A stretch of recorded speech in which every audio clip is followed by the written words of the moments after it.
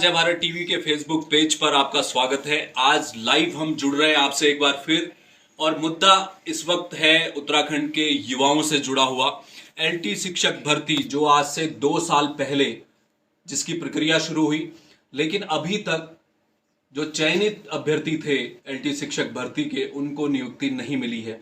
तमाम दूसरे युवा चयनित अभ्यर्थियों की तरह इनका भी दर्द है, और आज जय भारत टीवी पर ये लोग अपनी कुछ बातें रखना चाहते हैं। हम चर्चा करेंगे कि आखिर क्यों देरी हो रही है इतने लंबे समय बाद। हमारे साथ साथी हैं जो चयनित अभ्यर्थी हैं, वो बने हुए हैं, अपनी अपनी बात ये रखेंगे। इनसे चर्चा इसी बात पर करेंगे कि वो जो लंबी एक एक्सरसाइज रही है, एक लंबा समय गुजारा है, मेहनत की है, समय बर्बाद किया है, और जब चयन होने के बाद नियुक्ति मिलने का वक्त आया तो फिर सरकार ने पैर पीछे क्यों खींच लिए। हम बात करेंगे। अंकित डंगवाल हमारे साथ है। अंकित जी, पहले बताइए कि कब का मामला है, कब से भर्ती प्रक्रिया शुरू हुई, कितना समय हो गया? सर, अक्टूबर 2020 में उत्तराखंड अधीनस्थ सेवा चयन आयोग के द्वारा सहायक अध्यापक भर्ती 1431 पदों पर विज्ञापित की गई थी। दिसंबर 2021 में जी इसका परिणाम जारी किया गया। इससे पहले 8 अगस्त 2021 को इसकी परीक्षा का आयोजन किया गया। आंदोलन के बाद जब अभ्यर्थियों ने लगातार आयोग के ऊपर, सरकार के ऊपर परीक्षा का आयोजन करने का दबाव बनाया, तब जाकर के परीक्षा का आयोजन किया गया। उसके बाद लगातार 3 महीनों तक उत्तराखंड अधीनस्थ सेवा चयन आयोग के कार्यालय में लगातार घेराव होता रहा, लगातार मुख्यमंत्री को होता गया। उसके बाद जो है परिणाम जारी किया गया 31 दिसंबर 2021 को। अच्छा, पहले भर्ती के लिए आंदोलन हुआ, बिल्कुल, उसकी तिथि के लिए, फिर एग्जाम के लिए आंदोलन हुआ, फिर एग्जाम के लिए उसके आंदोलन बाद हुआ, परिणाम जारी करने के लिए आंदोलन हुआ, फिर परिणाम जारी करने के लिए आंदोलन आंदोलन हुआ। हुआ। अब लगभग 1 साल होने वाला है, वो एनिवर्सरी आने वाली है किसकी, परीक्षा परिणाम की। उसके बाद जो है, जब परीक्षा का परिणाम घोषित हुआ था, उसके बाद कुछ लोग कोर्ट चले गए थे। कोर्ट जाने के बाद हम लोगों ने लगातार सरकार के ऊपर, आयोग के ऊपर दबाव बनाया कि आप जवाब दाखिल कर दीजिए अपनी ओर से, लेकिन वो जवाब सभी तिथियों पर जो है पीछे पीछे होता जाता था, जवाब दाखिल नहीं होता था। उसके लिए हम लोग 9 दिन तक ननूरखेड़ा शिक्षा निदेशालय में धरने पर बैठे, तब जाकर के जवाब दाखिल हुआ। अच्छा, कोर्ट में जवाब दाखिल हुआ, और तब जाकर के ही सरकारी वकील वहां पर पेश हुए। नहीं तो सरकारी वकील नाराज थे, और इस कारण जो है लगातार कोर्ट में जो है तिथियां परिवर्तित होती जा रही थी। जब 24 जून को सरकारी वकील वहां पर उपस्थित हुए, उसके बाद मामला कोर्ट से निस्तारित हुआ सिर्फ 800 पदों का, सिर्फ 800 पदों का। बाकी 400 पदों का मामला 24 सितंबर को जो है निस्तारित हुआ। अब 1431 में से 1200 पदों पर जो है नियुक्तियां होनी है सहायक अध्यापकों की, और बाकी 200 पद आज भी सरकार की और आयोग की लचर प्रवृत्ति के कारण न्यायालय में विचाराधीन है, डबल बेंच में। ये तो आपका डॉक्यूमेंटेशन, वेरिफिकेशन सब हो चुका है, केवल नियुक्ति पत्र में 800 पदों पर डॉक्यूमेंटेशन हो चुका है। उनकी सिर्फ चयन सूचना विभाग को, आयोग को अब तक भेज देना चाहिए था, क्योंकि डॉक्यूमेंटेशन जुलाई में हो चुका है। अब तक भेज देना चाहिए था, लेकिन अभी जो है वो लोग लगातार जो है बहाने बनाते हैं कि आज हमारे पास प्रोग्रामर नहीं है, कल हमारे पास ये नहीं है, परसों वो नहीं है, तो लगातार बहाने बनाते हैं, जिस कारण से जो है 800 पदों पर नियुक्तियां रुकी हुई हैं।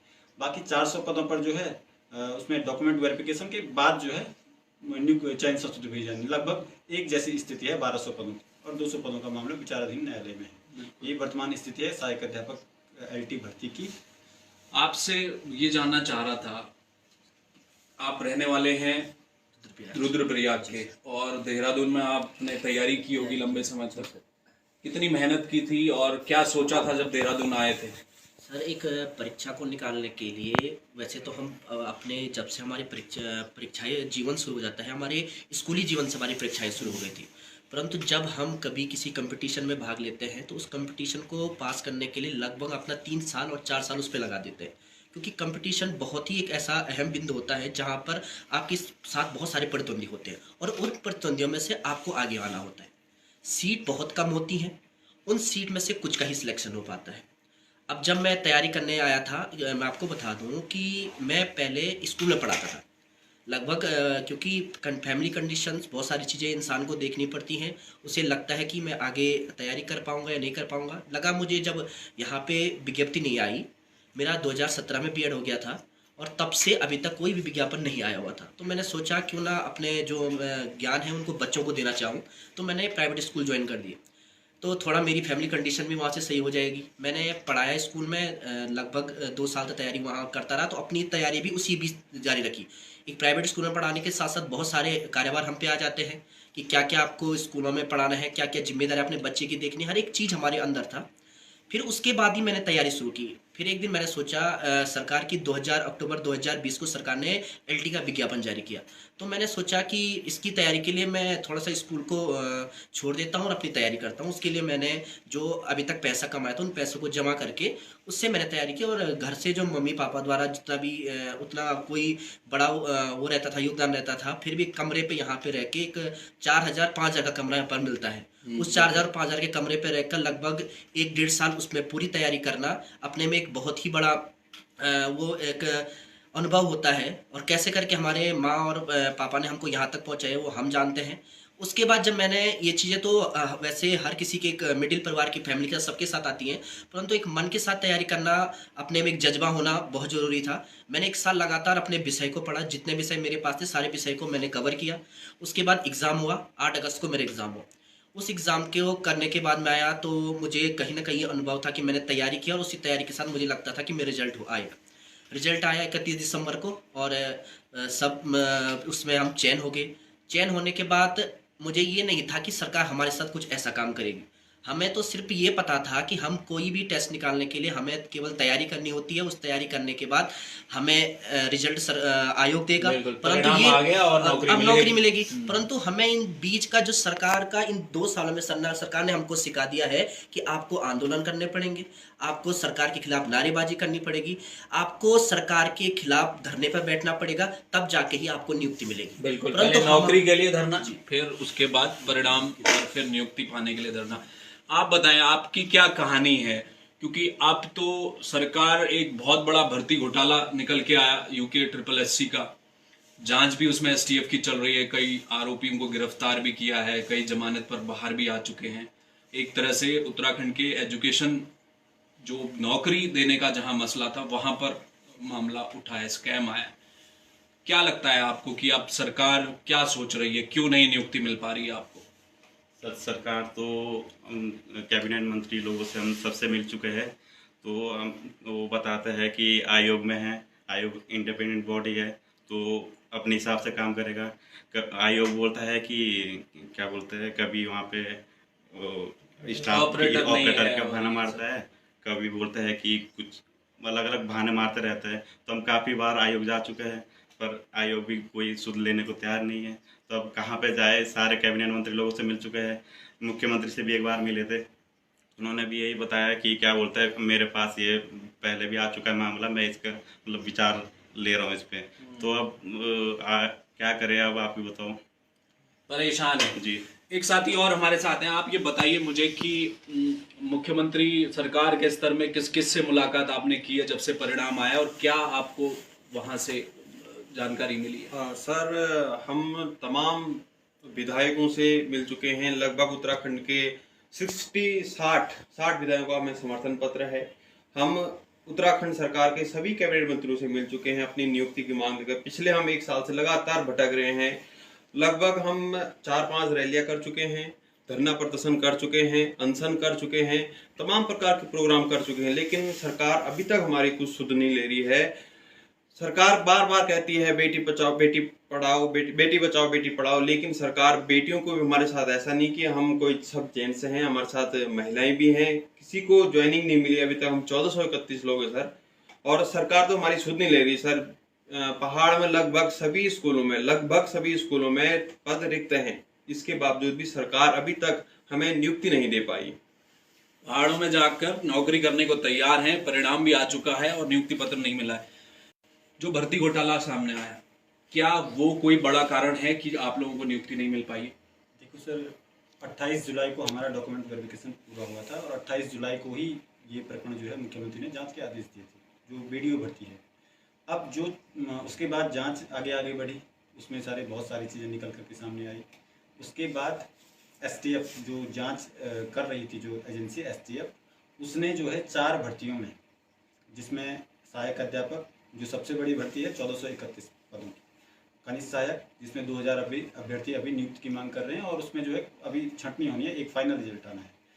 स्टेनो और पुलिस रैंकर्स, इन 4 भर्तियों को एसटीएफ ने स्पष्ट रूप से क्लीन चिट दे दिया आयोग को भी और शासन को भी कि इन 4 भर्तियों में किसी भी प्रकार का कोई ऐसा तथ्य जांच के दौरान सामने नहीं आया कि इसमें जांच की जाए, कोई भी तथ्य प्राप्त नहीं हुआ। उस तो ये क्या, ये एसटीएफ ने सरकार को ये बताया? एसटीएफ ने आयोग को और सरकार दोनों को भेज दिया है। हमने एसटीएफ के एसएसपी से भी इस बात की पुष्टि हुई है और आज उत्तराखंड अधीनस्थ सेवा चयन आयोग के सचिव ने भी अपने इंटरव्यू में कहा है और हमसे भी मौखिक रूप से कहा है, ये हो चुका है। उसके बाद भी इन लोगों कि ने आप जो एलटी वाली जो भर्ती है उसमें कोई घोटाला किसी घपला प्रकार का नहीं हुआ। है, ये हुआ है।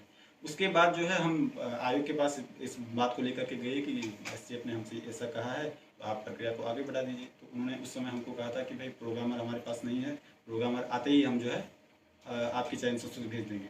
प्रोग्रामर क्या करेगा?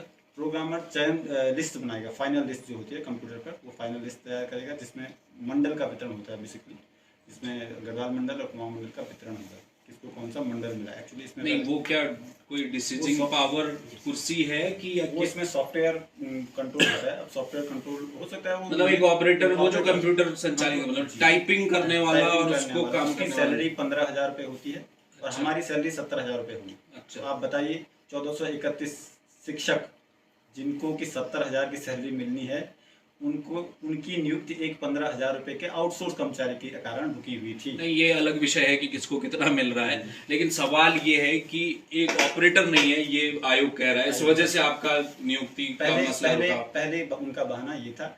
अब आयोग के द्वारा 4 भर्तियों के ऊपर 8 भर्तियों के ऊपर जो है एक जांच कमेटी बनाई गई है और उस जांच कमेटी की रिपोर्ट को उन्होंने 15 नवंबर तक कहा था माननीय अध्यक्ष जी ने। और मतलब जांच कमेटी में आपकी परीक्षा भी है? हमारी मतलब जांच उसको- समिति बनाई गई है अच्छा। दोबारा से, जबकि हमें जांच से कोई आपत्ति नहीं है क्योंकि एसटीएफ पहले ही जो है उसको जो है क्लीन चिट दे चुका है, तो हमें जांच से भी कोई आपत्ति नहीं है। लेकिन उन्होंने हमको कहा था, ये आश्वासन दिया था कि 15 नवंबर तक हम लोग जो है जांच कमेटी की रिपोर्ट को सार्वजनिक कर देंगे। उसके बाद कहा कि 25 नवंबर तक या इस मंथ लास्ट में जांच कमेटी की रिपोर्ट को सार्वजनिक कर देंगे।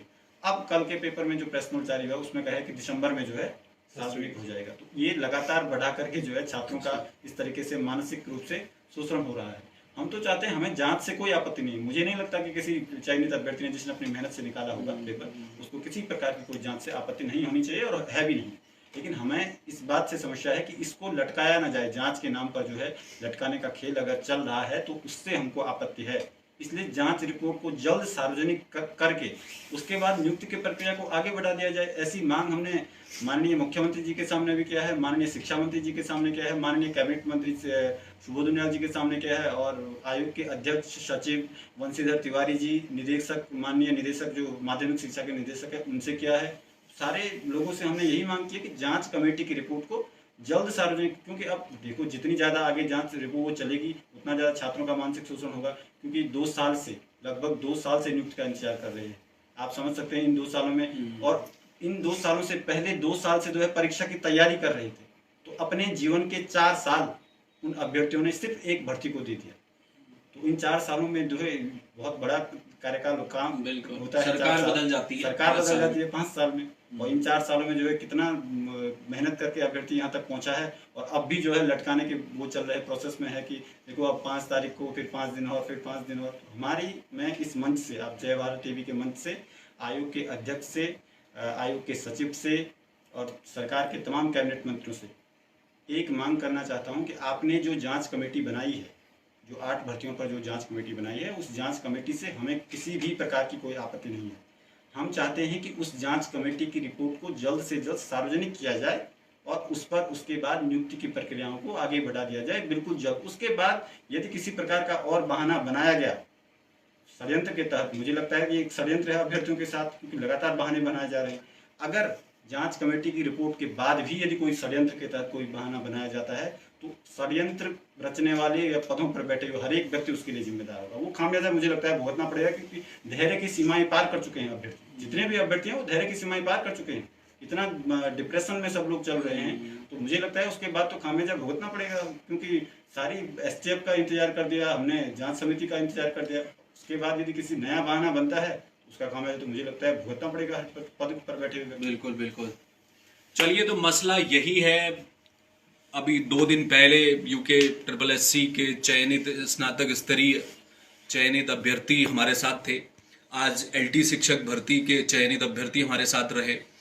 सभी का दर्द एक जैसा है, सब ने अपने परिवारों को छोड़ा, देहरादून एजुकेशन हब माना जाता है, वहाँ आकर मेहनत की, सालों गंवाए, समय गंवाया और उसके बाद एक परीक्षा को पास किया। और अगर अब नियुक्ति नहीं मिलेगी तो धैर्य, जैसा कि कह रहे हैं, धैर्य तो टूटेगा ही।